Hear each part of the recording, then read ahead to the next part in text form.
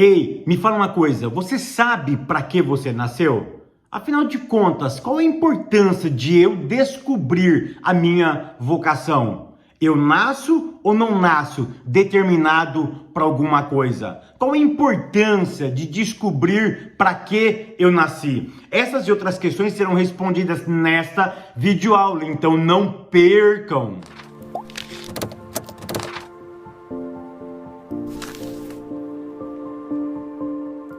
A paz, queridos, que bom estarmos aqui novamente no nosso programa semanal da Escola Bíblica Dominical para darmos sequência na nossa série de estudos bíblicos baseado na vida do apóstolo Paulo.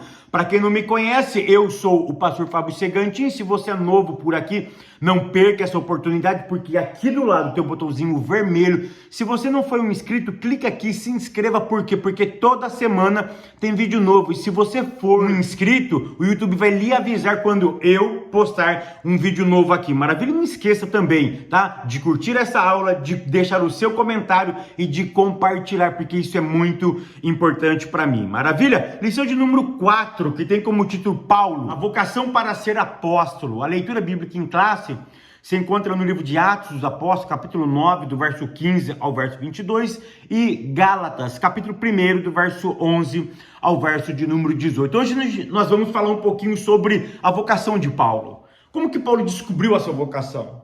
Qual a importância de descobrirmos a nossa vocação? Ou, afinal de contas, será que todo mundo nasceu para alguma coisa? Ou será que nascemos para algo? Para fazermos alguma coisa? Paulo nasceu, tá? Paulo teve uma vocação. Então a primeira coisa que nós precisamos entender é o que é vocação. Vocação é um chamamento. Vocação é algo externo. É algo que alguém te convida ou alguém te nomeia. Alguém te delega, alguém fala para você fazer. Ou seja, é um chamado. Tópico primeiro, o ponto de partida para a vocação de Paulo. Ponto 1, chamada e presciência divina. Queridos, olha que interessante, em Atos, capítulo 9, do verso 15 ao verso 16, eu vou ler com vocês.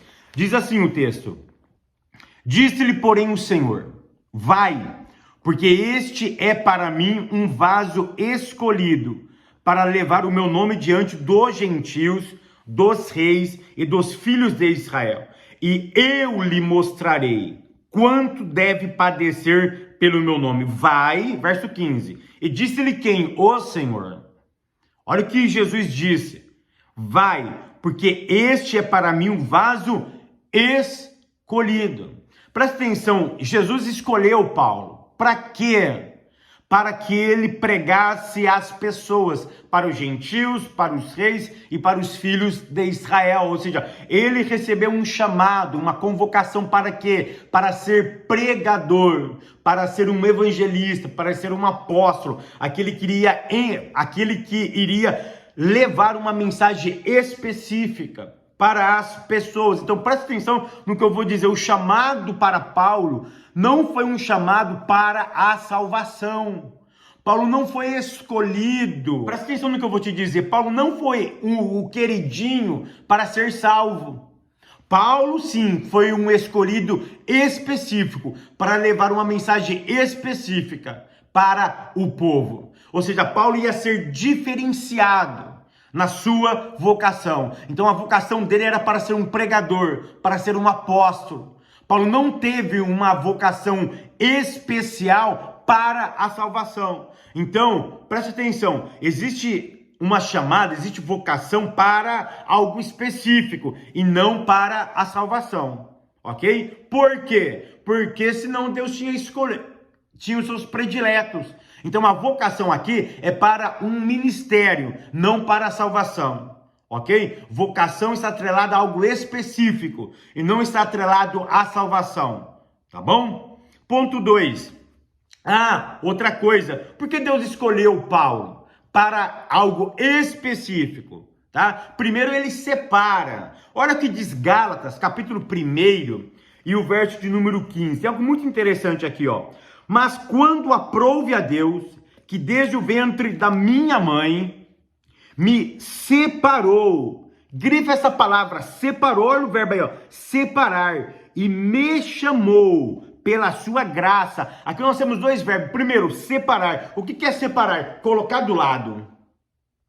Ok? Aqui vem a mesma palavra de kadosh, santificado. Paulo foi colocado ao lado. Paulo foi tirado do meio da multidão e colocado do lado. Toda vez que Deus separa alguém, Ele sempre vai separar alguém para algo. Ele não separa alguém para ficar isolado. Presta atenção, ninguém é separado para ficar isolado. O isolamento antibíblico. Tá? Nós estamos saindo de uma pandemia, né? O isolamento social, o isolamento dentro da concepção religiosa, ou seja, eu fui chamado, eu fui salvo, não para ser, esse separado não é para ser isolado, eu não posso viver isolado do mundo. Jesus mesmo disse: Pai, eu peço para que livra eles do mundo, mas não para que tire eles do mundo. Eles vão viver no mundo, mas a malignidade, o mal que está no mundo, livra eles. Então Paulo foi separado, colocado de lado. Aqueles que estavam sendo salvos, Paulo foi separado ao lado. Para quê? Para receber um chamado específico. É por isso que ele disse: olha, eu fui separado, o meu chamado foi desde o ventre da minha mãe. Então eu fui separado e ele me chamou. O que é chamar? É dar uma convocação, é dizer aquilo que você tem que ser feito. E aí Paulo explica o motivo, porque ele era bonito, porque ele era um homem acadêmico, porque Deus viu beleza nele, não. Paulo vai explicar, foi pela sua graça, ou seja, não teve mérito humano nenhum, ok? Sempre o chamamento de Deus, ele parte desse pressuposto. Ele separa, ele te dá a convocação e é sem motivo. É porque ele decidiu, ok? Ponto 2. O ministério na plenitude do Espírito. Olha o que diz Atos, capítulo 9 e verso de número 17. E Ananias foi e entrou na casa e impondo-lhe as mãos disse: Irmão Saulo, o Senhor Jesus, que te apareceu no caminho por onde vinhas, me enviou para que tornes a ver e sejas cheio do Espírito Santo. Olha que interessante, Ananias foi lá, impetra a mão sobre ele e dá uma ordem para que ele seja cheio do Espírito Santo. Então Paulo, ele inicia, presta atenção, aqui ele não inicia o ministério, ele aceita o chamado, ok? Ele aceita o chamado ao ministério. E para ele aceitar o chamado ao ministério, uma das primeiras ferramentas que Deus te dá, que Deus nos dá, é a presença, é o revestimento do seu Espírito. Presta atenção no que eu vou te dizer. Quando Paulo teve um encontro, ou quando encontraram Paulo a caminho de Damasco, e quando ele fica cego, ele diz: quem és, Senhor? E Jesus disse para ele: eu sou o Cristo, a quem tu persegues. Na verdade, ele não diz que eu sou o Cristo, ele diz que ele era Yeshua, porque ele não diz eu sou o Machia, eu sou o Yeshua, a quem tu persegues. Aí Paulo associou que o Yeshua, porque Yeshua, tinha vários Yeshua naquela época, mas o Yeshua que ele perseguia era o Machia, era o Messias, era o vindo do Pai. E aí ele entendeu o seguinte: eu estou perseguindo o próprio, eu estou perseguindo Cristo. E quando ele persegue Cristo, e quando ele tem essa iluminação de que aquele que ele perseguia era verdadeiramente o Messias, ele recebe naquele momento quem? O Espírito de Deus. Porque a ninguém é revelada a verdade se não for pelo Espírito. O que Ananias faz aqui é uma espécie de revestimento de poder. Então presta atenção, quando Paulo reconhece Cristo a caminho de Damasco, ali o Espírito de Deus, aconteceu a primeira coisa que nós chamamos na soteriologia. Ele foi regenerado, ele nasceu de novo. Ele nasceu de novo, ele reconhece, os olhos dele foram abertos, ele reconhece que aquele era o Mashiach, que Yeshua era o Mashiach. Agora ele está recebendo o quê? Um revestimento para fazer algo para Deus. Então é por isso que no verso 17 ele é cheio do Espírito, ok? Ele é cheio do Espírito. O autor usa uma expressão que eu prefiro acreditar de uma outra forma. Eu não acredito que existe unção especial, tá? O que eu acredito que existe chamamentos específicos. E quando você dá vazão a esse chamamento, aí aquilo que você faz ganha notoriedade. Não que a unção seja especial, porque a manifestação do Espírito, ela é dada para nós. Mas o que faz a diferença é o quê? É você aceitar o teu chamado. Paulo só teve essa luz, só teve essa notoriedade no seu ministério porque ele aceitou o chamado, tá? Então, presta atenção no que eu vou te dizer. Paulo só teve êxito no seu ministério pela ação do Espírito de Deus. O que Ananias estava deixando bem claro para Paulo aqui é o seguinte: Paulo, você acabou de ter um encontro com Cristo. O que você vai fazer daqui para frente não é mérito teu, é mérito do Espírito. O Espírito Santo de Deus vai fazer através da tua vida. À medida que você for evoluindo, à medida que você for crescendo na graça e no conhecimento, eu vou fazer. Porque existe um chamado para você. Você vai pregar para os gentios, você vai pregar a reis, você vai pregar a casa de Israel, mas todo o êxito do seu ministério está atrelado ao seu posicionamento, ao teu chamado, com a ajuda de alguém. E quem é esse alguém? É de Ruach HaKodesh, é do Espírito Santo. Então, a ação do Espírito, ela está atrelada à vocação. Por quê? Porque todos nós temos vocação, todos nós temos o Espírito. Sim ou não? Você tem o Espírito. Mas você não concorda comigo que tem pessoas que fazem coisas que você não faz? E você não tem o mesmo Espírito do que aquela outra pessoa? Mas o que faz a diferença? É a vocação, é o ministério. Deixa eu te dar um exemplo.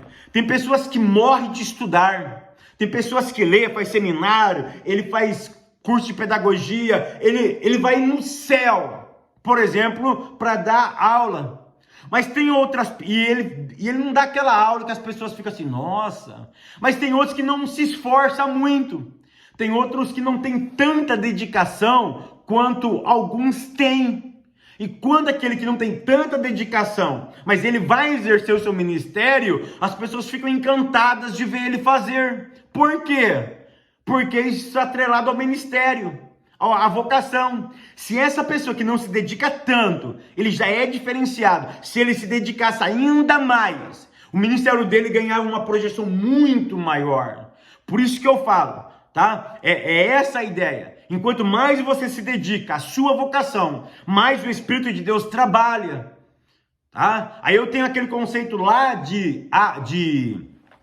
vamos ler comigo aqui, Romanos, capítulo de número 12, e o verso de número 3. Romanos 12, verso 3. Olha o que diz aqui, ó. Porque pela graça que me é dada, digo a cada um de vós, que não saiba mais do que convém saber, mas que saiba com temperança, conforme a medida de fé que Deus repartiu a cada um. Se você ler o verso 1 e o verso 2, Paulo está falando sobre a vocação, sobre apresentar um culto racional. E depois ele apresenta aqui o quê? Uma graça que foi dada e que Deus reparte a cada um conforme ele quer, ou seja, é repartido de forma diferenciada.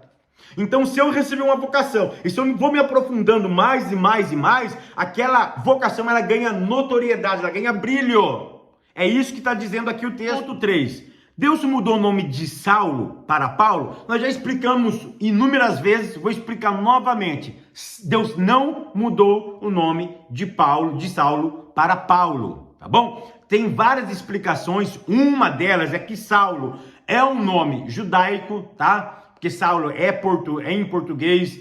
Esse nome aqui é um nome hebraico que vem da raiz, vem de Shaul, que foi o primeiro rei de Israel, ok? E nós temos Paulo. Paulo é um nome romano, tá? Paulus, né? Ou seja, deixa eu te dizer uma coisa, todos judeus da diáspora tinham dois nomes.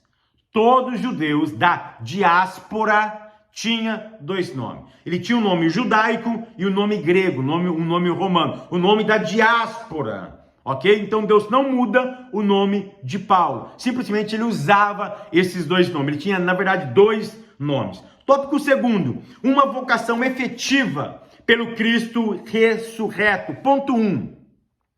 Paulo viu o resplendor glorioso de Cristo ressurreto. Atos 9, verso 3 ao verso 6. Semana passada eu expliquei o que significava a palavra cercou, a palavra luz, né? Foi algo muito tremendo, tá bom? Hoje o que eu quero que vocês entendam é o seguinte, que todos têm que ter uma experiência com Deus.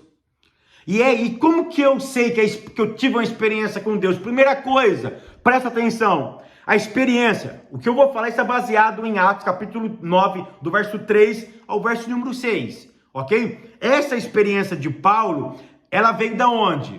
Do céu. Verso número 3, e indo a caminho aconteceu que chegando perto de Damasco, subitamente o cercou um resplendor de luz do céu. Toda a experiência tem que vir do céu. Experiência que não vem do céu, ela não é experiência com Deus. Quando eu falo do céu, eu não estou falando de emocionalismo. Eu não estou falando de uma experiência que você teve na psicologia, na filosofia, num movimento místico. Eu estou falando de uma experiência que vem do céu, que vem de Deus. A segunda coisa que eu sei, se você teve uma experiência com Deus ou não, é que o seu eu, o seu orgulho é abatido. Presta atenção que a experiência veio do céu.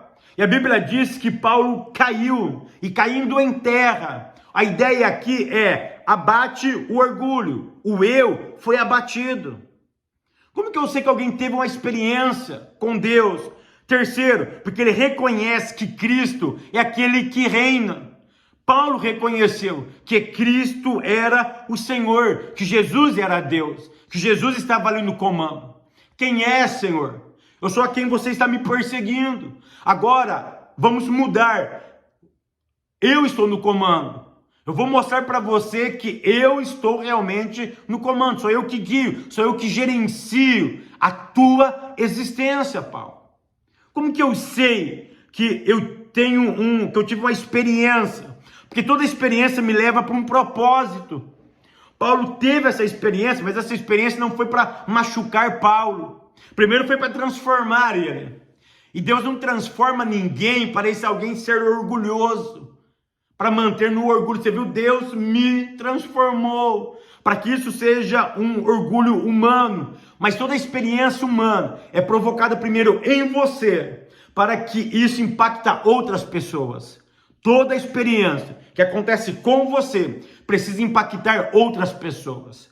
Paulo, nesses versos eu aprendo isso. Paulo recebe o quê? A sua vocação.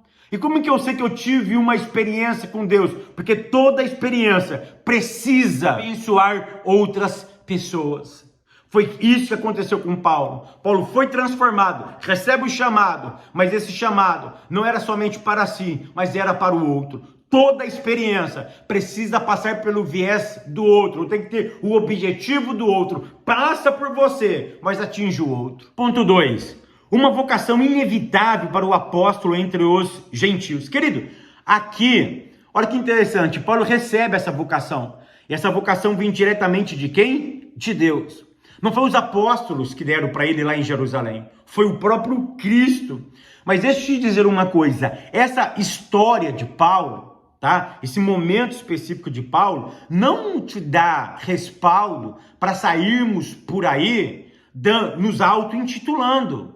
Hoje nós temos hierarquia, hoje nós temos instituições que vão delegar, ok? Que vão nos nomear para aquilo que nós devemos fazer ou não. Eu não vou entrar no mérito aqui daqueles homens que segregam, daqueles homens que matam o teu ministério. Eu não estou falando disso, ok? Eu não estou falando aqui de títulos, ok? Porque eu posso ser muito bem um apóstolo sem nunca ser chamado apóstolo, ok? Embora eu tenha aulas aqui que eu já expliquei que o título apóstolo, tá? Ele não existe mais como o colégio apostólico, mas nós temos hoje pessoas com esse ministério, ok? Mas eu não preciso ter esse título, vamos dizer assim, para eu executar alguma coisa. Eu posso ser sem ter o título, ok? Então o problema aqui é nós olharmos para esse texto e sairmos por aí nos auto-intitulando. Hoje nós temos hierarquias, hoje nós temos comunidades que vão delegar, que vão te reconhecer o seu trabalho. Então não saia por aí se auto-intitulando, ok? Ponto de número 3, a vocação mudou o rumo da vida de Paulo. Querido, presta atenção, vocação não muda o rumo. Não muda o rumo. Porque, olha só, o que é vocação? É chamado. É quando alguém te chama. Então, preste atenção, vocação não muda o rumo. Mas assumir a vocação muda toda a história. A vocação que eu tenho para ensinar não mudou a minha vida. Mas o exercício da minha vocação mudou a minha história. Mudou a minha vida. E muda a vida de pessoas. Então vocação não muda. Vocação em si não muda o rumo.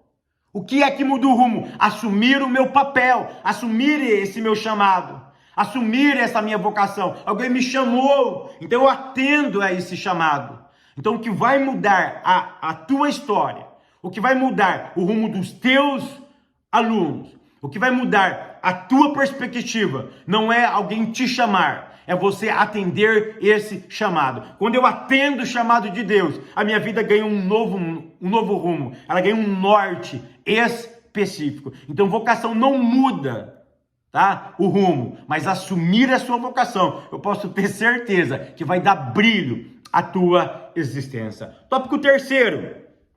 Vocação de Paulo e o aprendizado no deserto. Ponto 1, a ida para o deserto. Querido, se você ler Atos capítulo 9 inteirinho, você vai ver que Paulo se converte indo a Damasco. Ponto, ele se converteu no caminho. Ponto. Aí ele é levado para Damasco. Ele entra na casa de quem? De Judas. Na casa de Judas ele é cheio do Espírito. Ele é batizado. Aí ele prega em Damasco. Mas ele prega em Damasco, aí ele vai para Jerusalém, ele fica 15 dias, ele disputa com os gregos, aí em Jerusalém, depois ele é levado para Cesareia, depois ele vai para Tarso, e depois Paulo fica lá em Tarso, até alguém lá e chamar ele para ajudar na arte de ensinar. Mas o que eu quero, se você ler Atos capítulo 9, vai ter essa perspectiva. Mas quando ele está em Damasco, ele vai me revelar lá ao Gálatas, em Gálatas, capítulo número 1, tá? Que de Damasco ele vai para o deserto da Arábia. Então olha que interessante, ele se converte a caminho de Damasco, ele fica na casa de Judas, ele é cheio do Espírito, ele é batizado, ele fica ali, tá? Em Damasco. E para onde que Paulo vai? Ele vai para Arábia. Lá na Arábia ele fica 3 anos. Olha que interessante, ele vai aprender no deserto. Eu tenho uma aula aqui no YouTube, onde eu falo sobre lições de Bamidba, no deserto. Porque Bamidba é no deserto. O deserto me ensina várias coisas. Sabia que deserto pode significar correio? O correio que entrega a carta? Se você tiver curiosidade, assista essa minha aula, é muito profunda, onde eu ensino as lições do deserto. Mas Paulo foi para o deserto. O que eu quero que vocês pegam aqui é o seguinte, que todo chamado, ele acontece em algum momento específico, antes de nós até mesmo termos um conhecimento com Cristo. Mas exercitar ele é totalmente diferente. É uma outra história, tá? É um outro momento. Não é porque eu me converti agora, eu já tenho que sair fazendo aquilo que eu nasci, ou aquilo que eu fui chamado para fazer. Negativo. Paulo era quem ele era, mas ele precisava passar por algumas experiências. Então ele sai de Damasco e ele vai para onde? Ele vai para o deserto. E no deserto ele fica 3 anos. Ele volta do deserto. ele dá uma passada em Jerusalém. Ele fica apenas 15 dias em Jerusalém. E lá em Jerusalém ele teve alguns problemas com alguns gregos, e depois leva Paulo para Cesareia, porque queriam matar Paulo, depois leva ele para Tarso, mais longe ainda de Jerusalém, e ali ele fica escondido, ali ele fica no anonimato. Paulo ali fica, na verdade, Paulo fica longe dos holofotes por 14 anos. Paulo só vai iniciar realmente o seu ministério depois de 14 anos de convertido, depois de 14 anos que ele reconheceu que Cristo, que Jesus era o verdadeiro. Aí, olha que interessante, ponto 2, as lições do deserto. Eu aprendo algumas coisas. Primeiro, Paulo foi no deserto para ele aprender a esperar. Porque Paulo era impulsivo, ele queria fazer, ele pegava cartas, porque ele estava no controle. Era ele que decidia, era ele que matava, era ele que mandava matar, era ele que levava preso. Aqui ele precisou aprender a esperar, porque ele estava agora sob um comando, sobre uma ordem. Paulo ficou quietinho no deserto, esperando o momento certo para agir. Porque talvez Paulo pensava, poxa, eu sou o cara, eu perseguia, eu tenho um conhecimento fora do comum, eu sou realmente um diferenciador, eu sou um cara diferente. A igreja precisa de mim para crescer. Mas olha que interessante, Paulo ficou 14 anos fora do local, fora dos holofotes. E olha o que diz Atos, capítulo 9, e o verso de número 31. Olha o que diz aqui, ó. Eu vou ler para vocês. Verso 30. Sabendo-o, porém, os irmãos o acompanharam até Cesareia e o enviaram a Tarso. Aqui acaba a história de Paulo. Ok? E olha o que diz o verso 31. Assim, pois, as igrejas em toda a Judéia, Galileia e Samaria tinham paz e eram edificadas e se multiplicavam, andando no temor do Senhor e na consolação do Espírito Santo. Sabe o que Lucas está me dizendo aqui? Que a conversão de Paulo não é o foco, porque a igreja estava crescendo mesmo sem Paulo, ou tirando Paulo de evidência, ou seja, não precisava de Paulo agora para a igreja explodir. Paulo não era aquele que ia fazer a igreja explodir. Quem ia fazer a igreja explodir ou crescer era quem? A ação do Espírito Santo de Deus. Ponto 3, mais lições do deserto. Sabe por que Paulo foi no deserto? Porque ele precisou aprender a aprender. É verdade. Tem muitas pessoas que precisam aprender a aprender, não sabem aprender. Não tem a coragem ou a humildade de sentar para ouvir uma outra pessoa, porque se acham donos da verdade. Sabe outra ideia que eu aprendo aqui? Que antes de ensinar sobre algo, eu tenho que conhecer esse algo. Eu não posso ensinar sobre Deus sem ter uma experiência com Deus. É por isso que tem muitos que são apenas teólogos, são apenas exegetas, são apenas hebraístas, são apenas detentores das línguas originais, apenas conhecem a Bíblia, mas não conhecem o autor das Escrituras. Então, antes de eu ensinar sobre alguém, eu tenho que conhecer esse alguém. E foi por isso que Paulo foi para o deserto, porque ele precisava não ensinar sobre alguém apenas, ele precisava conhecer esse alguém que ele tanto perseguia. E foi lá no deserto que ele teve uma intimidade muito especial com esse alguém que ele perseguia. Agora sim, ele podia ensinar aquilo que ele sabia, porque ele conhecia quem ele realmente iria ensinar. Que o Eterno continue te abençoando, te guardando, te prosperando. E até semana que vem, querendo Deus.